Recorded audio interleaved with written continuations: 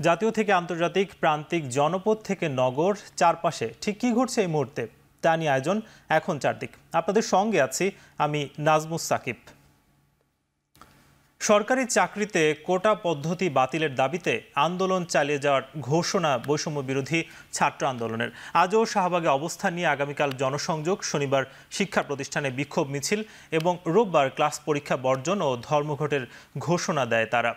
পরবর্তী নির্দেশনা না দেওয়া পর্যন্ত চাকরিতে 30% মুক্তিযোদ্ধা কোটা পুনর্বহালে হাইকোর্টের রায় আপাতত বহাল থাকছে। আর এতে বৃষ্টি উপেক্ষা করে প্রতিবাদে সড়কে নামে ঢাকা বিশ্ববিদ্যালয় সহ দেশের বিভিন্ন শিক্ষা প্রতিষ্ঠানের শিক্ষার্থীরা। একই সাথে কোটা পদ্ধতি পরিপূর্ণ বাতিল না হওয়া পর্যন্ত আন্দোলন চালিয়ে যাওয়ার ঘোষণা দিয়েছে বৈষম্য বিরোধী ছাত্র আন্দোলন। ঢাকার বাইরের শিক্ষা প্রতিষ্ঠানের শিক্ষার্থীরাও সরকারি চাকরিতে কোটা প্রথা বাতিলের দাবিতে 4 দফা দাবিতে আন্দোলন অব্যাহত রেখেছে। আগামী শুক্রবার অনলাইন ও অফলাইনে আমাদের জনসংযোগ হবে 4 দফার ভিত্তিতে এবং সারা দেশে সমন্বয় করা হবে। আগামী শনিবার বিকাল 3টায় সকল বিশ্ববিদ্যালয় এবং কলেজ থেকে বিক্ষোভ মিছিল বের করা হবে। আগামী রবিবার সকল কলেজ ও বিশ্ববিদ্যালয়ে ক্লাস পরীক্ষা বর্জন ও ছাত্র ধর্মঘট পালিত হবে। এবং এর আগে সরকারি চাকরিতে কোটা বহাল রেখে হাইকোর্টের রায়ের বিরুদ্ধে আপিল শুনানি হয়নি। এ বিষয়ে হাইকোর্টের দেওয়া রায়ের পূর্ণাঙ্গ অনুলিপি পাওয়ার পর সিদ্ধান্ত জানাবেন আপিল বিভাগ। এর ফলে মুক্তিযোদ্ধা কোটা আপাতত বহালই থাকলো। বৃহস্পতিবার প্রধান বিচারপতি ওবায়দুল হাসানের নেতৃত্বাধীন আপিল বিভাগে শুনানি হওয়ার কথা ছিল। গত 9 জন মুক্তিযোদ্ধা সন্তানদের কোটা সহ সরকারি চাকরিতে কোটা বাতিলের প্রজ্ঞাপন বাতিল করে দেয় হাইকোর্ট। এই আদেশের বিরুদ্ধে আপিল করা হলে চেম্বার আদালত 4 জুলাই আপিল বিভাগে শুনানির জন্য দিন ধার্য করে। 2018 সালের 4 অক্টোবর মুক্তিযোদ্ধা কোটা সহ সরকারি চাকরিতে নারী উপজাতি কোটা বাতিল করে প্রজ্ঞাপন জারি করে জনপ্রশাসন মন্ত্রণালয়। পরে 2022 সালে সরকারের এই সিদ্ধান্তের বিরুদ্ধে হাইকোর্টে রিট করেন মুক্তিযোদ্ধার সন্তানরা। সর্বজনীন পেনশন স্কিম সহ 3 দফা দাবি না মানা পর্যন্ত অবস্থান ও কর্মবিরতি চালিয়ে যাওয়ার কথা জানান বিশ্ববিদ্যালয়ের শিক্ষক, কর্মকর্তা ও কর্মচারীরা। এতে সেশন জটের আশঙ্কা করছেন শিক্ষার্থীরা। বৃহস্পতিবার 4র্থ দিনের মতো সর্বজনীন পেনশন স্কিম প্রত্যয় বাতিলের দাবিতে কর্মবিরতি ও অবস্থান কর্মসূচি পালন করেন সারা দেশের বিশ্ববিদ্যালয় শিক্ষক ও কর্মচারীরা। সকাল থেকে ঢাকা বিশ্ববিদ্যালয়ের কর্মকর্তা কর্মচারীরা কেন্দ্রীয় গ্রন্থাগারের সামনে অবস্থান কর্মসূচি পালন করেন, আর শিক্ষকরা কলা ভবনে অবস্থান নেন। জানান, দাবি না মানা পর্যন্ত এই অবস্থান ও কর্মবিরতি চলবে। প্রশাসনিক ও শিক্ষা কার্যক্রম বন্ধ থাকায় ভোগান্তিতে পড়েছে শিক্ষার্থীরা। পেছানো হয়েছে পরীক্ষাও। সবকিছু কর্মবিরতি চলতেছে। সকলকে এক স্থানে পাওয়াটা আমার জন্য খুবই রিস্কি হয়ে যাচ্ছে এবং আমি একজনের সিগনেচার বানিলাম, আরেকজনের সিগনেচার নিতে আমাকে আগে ভোগান্তি পোহাতে হচ্ছে আর কি। শিক্ষকরা যদি আমাদের সাথে সহযোগিতা করেন তাহলে আমি মনে করি আরও বেশি ভালো হয়। এটা তো আত্মমর্যাদার লড়াই। আমাদের যে সমস্ত সুযোগ সুবিধা আমরা ছিলাম, আমরা সেখানে থাকতে চাই। আমাদের স্বতন্ত্র বেতন স্কেল, তাহলে আর আমাদের যে জুডিশিয়ারি সার্ভিস যে সুযোগটা পাচ্ছে, সবাই এই সুবিধায় থাকবো, আমরা তো আর আন্দোলন করার প্রয়োজন হবে না। সবাই একই বক্তব্য যে আমাদের দাবি আদায় না হওয়া পর্যন্ত আমাদের আন্দোলন অব্যাহত থাকবে। প্রধানমন্ত্রী শেখ হাসিনার আসন্ন চীন সফরকে মাইলস্টোন উল্লেখ করে চীনা রাষ্ট্রদূত বলেছেন, উন্নয়ন, ব্যবসা, বিনিয়োগ, কৃষি, শিক্ষা খাত গুরুত্ব পাবে। বৃহস্পতিবার সকালে কূটনৈতিক সাংবাদিকদের সংগঠন ডিক্যাবের সাথে মতবিনিময়ে ইয়াওয়েন বলেন, তিস্তা ব্যাপারে বাংলাদেশই সিদ্ধান্ত নেবে। ঢাকা থেকে ভারতের সাথে যৌথভাবে তিস্তা প্রকল্পে কাজ করার প্রস্তাব পেলে আলোচনা করতে আগ্রহী বেইজিং। মিয়ানমারের অভ্যন্তরীণ সংকট, রোহিঙ্গাদের জন্য নিরাপদ না হওয়ায় প্রত্যাবাসন শুরু করা যাচ্ছে না বলেও জানান চীনের এই কূটনীতিক। সংকট সমাধানে চীন ছাড়াও অন্যান্য অংশীজন, বিশেষ করে আসিয়ানের সহযোগিতা চায় বেইজিং।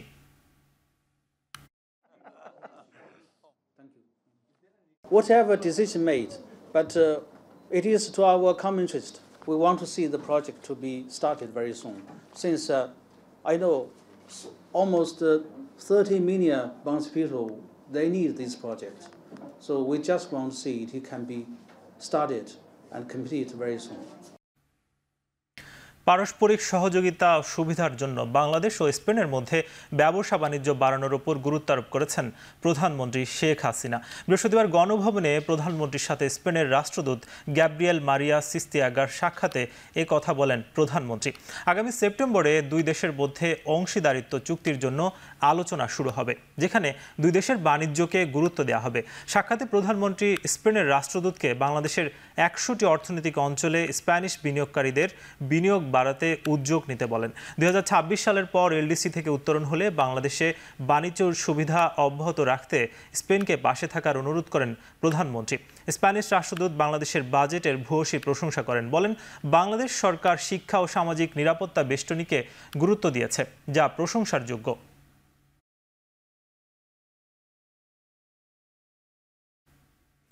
ওমানে বাংলাদেশিদের জন্য ওয়ার্কিং ভিসা চালুর চেষ্টা চলছে বলে প্রধানমন্ত্রী শেখ হাসিনা জানিয়েছেন। ঢাকায় ওমানের রাষ্ট্রদূত আব্দুল গাফফার বিন আব্দুল করিম আল বুলুশি দুপুরে গণভবনে প্রধানমন্ত্রী শেখ হাসিনার সঙ্গে সৌজন্য সাক্ষাৎ করে ওমানি রাষ্ট্রদূত জানান, দেশটিতে প্রায় 10 লাখ বাংলাদেশি কাজ করছেন। 10টি ক্যাটাগরিতে বাংলাদেশিরা এখনও ভিসা পাচ্ছেন বলে জানান তিনি। তবে কিছু ক্ষেত্রে ভিসা দেওয়াতে যে বিধিনিষেধ রয়েছে তা প্রত্যাহার করতে বাংলাদেশ সরকারকে ওমানে চিঠি পাঠানোর অনুরোধ জানান তিনি। এলডিসি থেকে উত্তরণের সময় ওমানের সহায়তার বিষয় নিয়েও এ সময় আলোচনা করেন তারা। প্রধানমন্ত্রীর নেতৃত্বের প্রশংসা করে পুনরায় সরকার গঠন করায় শেখ হাসিনাকে অভিনন্দন জানান ওমানের রাষ্ট্রদূত।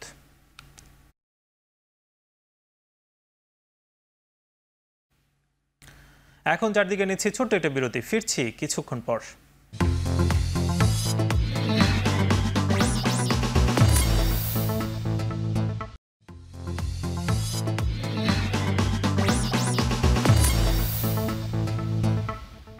ফিরে এলাম বিরতির পর। দেখছেন এখন চারদিক। চট্টগ্রামের নেভাল একাডেমিতে অনুষ্ঠিত হলো প্রশিক্ষণ সমাপনী গ্রীষ্মকালীন রাষ্ট্রপতি কুচকাওয়াজ, যার মধ্য দিয়ে নবীন অফিসার হিসেবে কমিশন লাভ করেন 10 নারী সহ 69 জন ক্যাডেট। সকালে নেভাল একাডেমিতে মনোজ্ঞ কুচকাওয়াজে প্রধান অতিথি ছিলেন ভারতীয় নৌবাহিনী প্রধান অ্যাডমিরাল দীনেশ কুমার ত্রিপাঠী। তিনি বলেন, বর্তমান সরকারের আমলে বাংলাদেশ ভারত সম্পর্কের অভূতপূর্ব উন্নতি হয়েছে। সামরিক খাতে দুই দেশের যৌথ মহড়া সম্পর্ক আরও জোরালো করেছে। আরও বলেন, বাংলাদেশ নৌবাহিনী এখন ত্রিমাত্রিক বাহিনীতে পরিণত, দেশের নানা দুর্যোগে জনগণের পাশে থাকে নৌবাহিনী।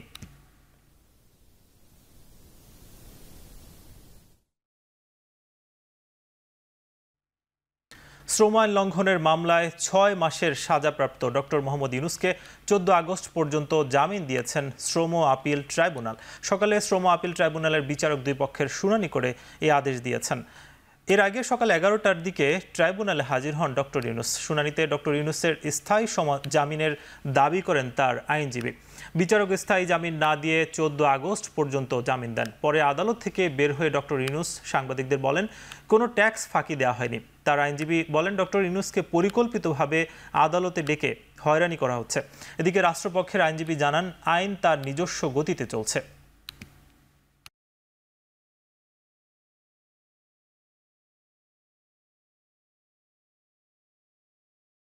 ট্যাক্সের ব্যাপারে কোনোদিন সরকারের পক্ষ থেকে এনবিআরের পক্ষ থেকে আমার জন্য কোনো মামলা করাই হয় নাই।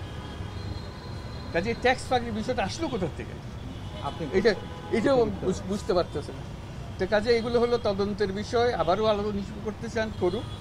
মহামান্য কোর্ট অত্যন্ত আইনগতভাবে দৃষ্টিটা দেখেছেন এবং যেহেতু আমাদের অধিকার আছে সেই অধিকার হিসাবে আগামী 14 তারিখ 8 পর্যন্ত আমাদের সময় দিয়েছেন।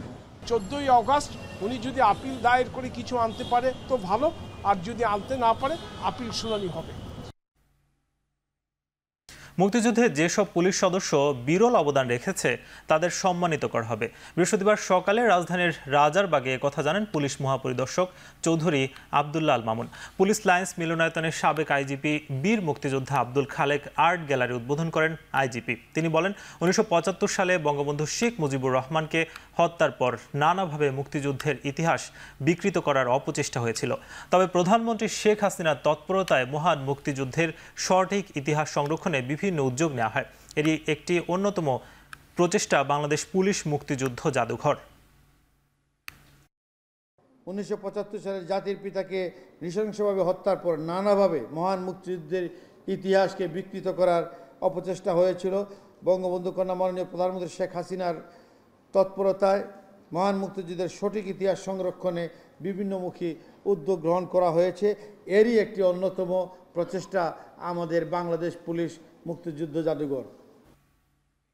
3 দিনের ব্যবধানে চট্টগ্রামের পাইকারি বাজার খাতুনগঞ্জে বেড়েছে পেঁয়াজের দাম। 12 থেকে 15 টাকা বেড়ে পেঁয়াজ বিক্রি হচ্ছে 92 থেকে 95 টাকায়। আড়তদাররা বলছেন দেশি পেঁয়াজের মৌসুম শেষ হয়ে আসায় পেঁয়াজের বাজার চড়া। সেই সাথে প্রতিবেশী দেশ ভারতের বাজারে পেঁয়াজের দাম বাড়তি সঙ্গে যুক্ত হয়েছে অতিরিক্ত শুল্ক। তাই আমদানি কম হওয়ায় দাম বাড়ছে। সরবরাহ না বাড়লে দাম আরও বাড়তে পারে বলে শঙ্কা তাদের। তবে চাহিদা কমায় রসুন ও আদার দাম কমেছে।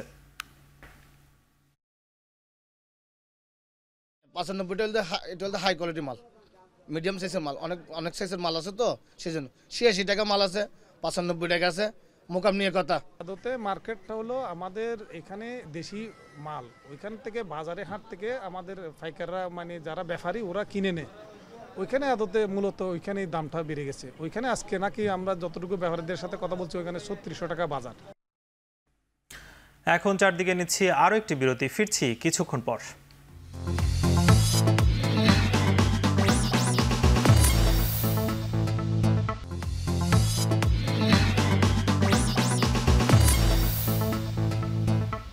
ফিরে এলাম বিরতির পর। দেখছেন এখন চারদিক। যুক্তরাজ্যে পার্লামেন্ট নির্বাচনের চলছে ভোট গ্রহণ, যা চলবে স্থানীয় সময় রাত 10টা পর্যন্ত। এর মধ্যে ভোট দিয়েছেন কনজারভেটিভ নেতা ঋষি সুনাক ও লেবার পার্টির নেতা কিয়ের স্টারমার। ভঙ্গুর অর্থনীতি, জীবনযাপনের ব্যয়, অভিবাসন ও গাঁজা ইস্যু প্রধান হয়ে উঠেছে দেশটির সাধারণ নির্বাচনে। স্বতন্ত্র ও 95টি রাজনৈতিক দল মিলে এবার রেকর্ড সংখ্যক 4515 জন প্রার্থী। ইংল্যান্ড, স্কটল্যান্ড, ওয়েলস ও নর্দার্ন আয়ারল্যান্ড এই 4 রাজ্যে ভোট দেবেন 4.5 কোটির বেশি ভোটার। সংখ্যাগরিষ্ঠতা অর্জনে 650টি সংসদীয় আসনের মধ্যে যে কোনো দল বা জোটের প্রয়োজন 326টি আসন। বিভিন্ন জরিপে এখন পর্যন্ত এগিয়ে আছে বিরোধী দল লেবার পার্টি।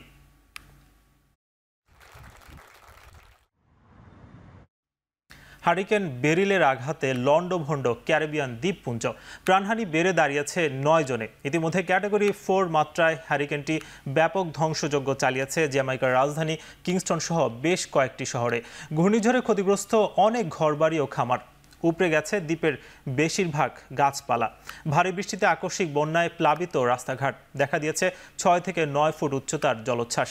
বিদ্যুৎ বিচ্ছিন্ন অসংখ্য গ্রাহক, ভূমিধসের শঙ্কায় নিরাপদে আশ্রয়ে জ্যামাইকার কয়েকশো বাসিন্দা। ঘন্টায় 200 কিলোমিটার গতিবেগে জ্যামাইকান উপকূলে আঘাতের পর কেম্যান দ্বীপপুঞ্জ অতিক্রম করে ব্যারিল। স্থানীয় সময় শুক্রবার রাতে আছড়ে পড়তে পারে মেক্সিকো উপকূলে।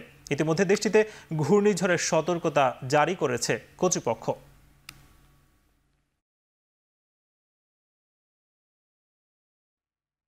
এদিকে ইসরায়েলকে লক্ষ্য করে 200-র বেশি রকেট ছুড়েছে লেবাননের সশস্ত্র গোষ্ঠী হিজবুল্লাহ। বৃহস্পতিবার ইসরায়েলের 10টি সেনা ক্যাম্পে এ হামলা চালানো হয়েছে। মুহূর্তেই ধোঁয়ার কুণ্ডলী ছড়িয়ে যায় চারদিকে। হিজবুল্লাহর ছোড়া রকেট ইসরায়েল ভূখণ্ডের একটি শপিং মলেও পড়েছে। যদিও এই ঘটনায় কেউ নিহত হয়নি বলে দাবি করছে তেল আবিব। হামাস ইসরায়েল যুদ্ধে গেল 9 মাসে এটা ইসরায়েলের ওপর হিজবুল্লাহর সবচেয়ে বড় আক্রমণ। এর আগে বুধবার ইসরায়েলি হামলায় গুপ্ত হত্যার শিকার হয় গোষ্ঠীটির জ্যেষ্ঠ নেতা মোহাম্মদ নাসের। তার মৃত্যুর প্রতিশোধ নিতেই এই হামলা চালায় হিজবুল্লাহ। গাজায় ইসরায়েলি আগ্রাসনে 90% মানুষই বাস্তুচ্যুত হয়েছে। সেই হিসেবে প্রতি 10 জনের মধ্যে 9 জনই বাস্তুচ্যুত হয়েছে বলে শঙ্কা করছে জাতিসংঘ।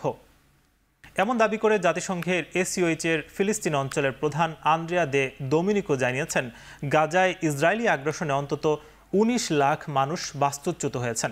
এছাড়া গত বছরের অক্টোবর থেকে এখন পর্যন্ত অনেকেই হয়তো 10 বারের বেশি বাসস্থানের জায়গা পরিবর্তন করতে হয়েছে।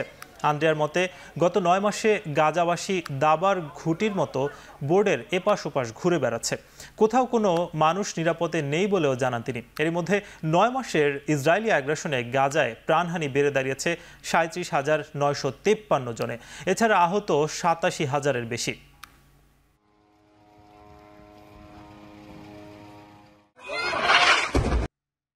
শেষ করছি এখন চারদিকে। এখন টেলিভিশন ওয়েবসাইটে দেখতে ভিজিট করুন www.ekhon.tv। এছাড়া ফেসবুকে দেখতে ভিজিট করুন facebook.com/tv.ekhon। এছাড়া ইউটিউবে দেখতে ভিজিট করুন youtube.com/c/ekhon tv।